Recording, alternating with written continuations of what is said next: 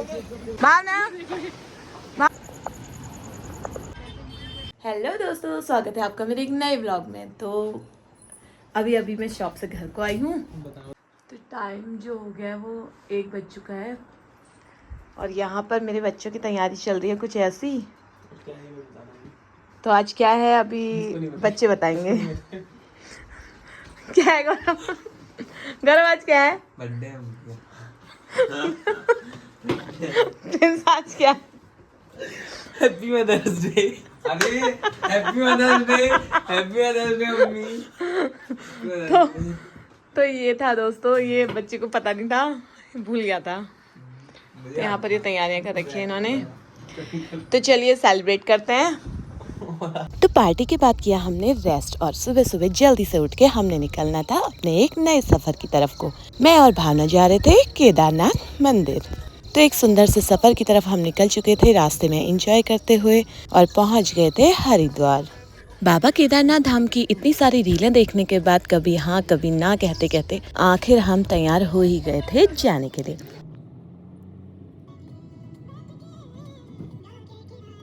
और यहाँ पर मिले हमें बाबा जी, जिन्होंने दिया हमें मंदिर का प्रसाद, और प्रसाद देने के बाद हम आगे को बढ़े। बंद मैं थोड़ा सा मुंह दिखाऊं यार, नाराज है पता नहीं किस बात से। और ना क्या बना रही हो? मुंह खाओ।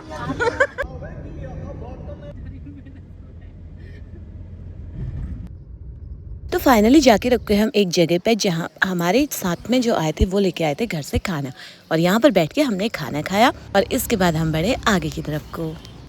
ये जीरा नमकीन क्या कह रही है?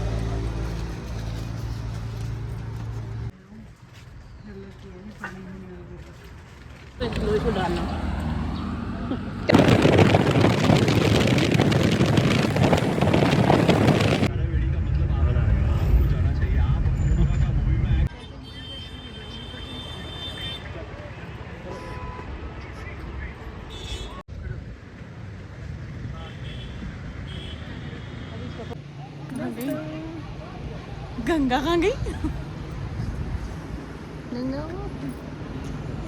इसके बाद रास्ते में चलते हुए हमें मिला त्रिवेणी संगम। त्रिवेणी संगम देखने के बाद हम चले आगे की तरफ को और रुके एक रेस्टोरेंट में, जहाँ पर हमने ली कॉफी के साथ चाउमीन, और इसके बाद हमने देखे धारी देवी मंदिर के सुंदर से नजारे, जो बाहर से ही देखने में इतना खूबसूरत था कि दिल आ जाए।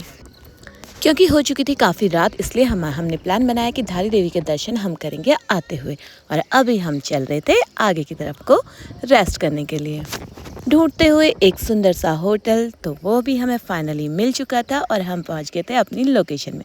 ये था एक सुंदर सा यहाँ पर रिजॉर्ट, जहाँ पर हमने लिए थे रूम, और ये हम चल दिए थे आगे की तरफ को। तो यहाँ पर किया हमने रात भर रेस्ट, और सुबह हुई एक बहुत ही सुंदर सी, इस सुंदर सी जगह का नाम था सोनप्रयाग। तो यहाँ से हम सुबह जल्दी से उठे, हमने नहाया और इसके बाद किया हमने ब्रेकफास्ट।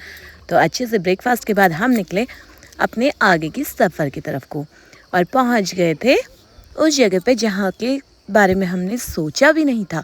कुछ महीने पहले तो मैंने ऐसा कभी सोचा भी नहीं था कि इतनी जल्दी मैं केदारनाथ धाम के दर्शन कर पाऊंगी, लेकिन जो भी था, भावना की जिद की वजह से कहें या फिर बाबा के बुलावे की वजह से कहें, जो भी था, हम फाइनली यहाँ तक पहुँच गए थे और खुशी काफ़ी ज़्यादा थी। तो ये दिखने लगे थे हमें सुंदर से नज़ारे। भावना, भावना, भावना पीछे देखो, ए भावना पीछे देखो। अभी थोड़ी देर में स्माइल गायब होने वाली है।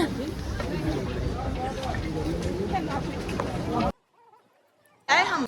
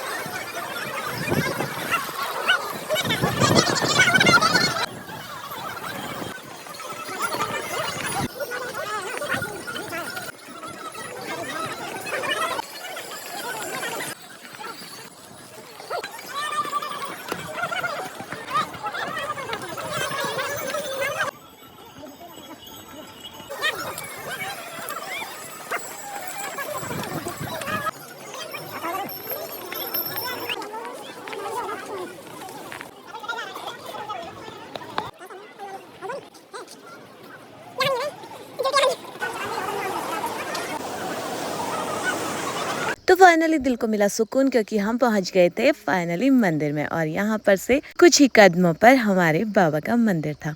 तो रात का व्यू आपको दिखाते हैं और ले चलते हैं आपको मंदिर की तरफ को। यहाँ पर इतनी भीड़ थी कि पैर रखने की तक जगह नहीं थी और लोग अभी से लाइन लगाकर खड़े थे दर्शनों के लिए।